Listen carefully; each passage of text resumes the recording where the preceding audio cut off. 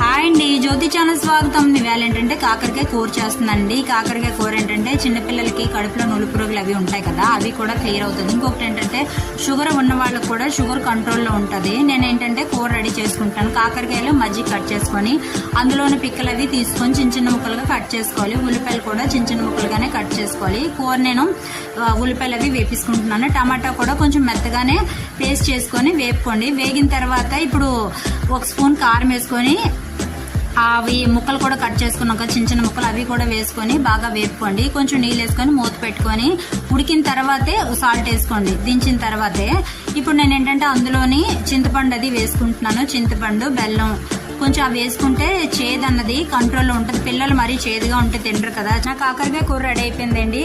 మీరు కూడా ట్రై చేసి మీకు ఎలా వచ్చిందో నాకు కామెంట్ చేయండి. వీడియో కనుక నచ్చినట్టయితే లైక్, షేర్, కామెంట్, సబ్స్క్రైబ్.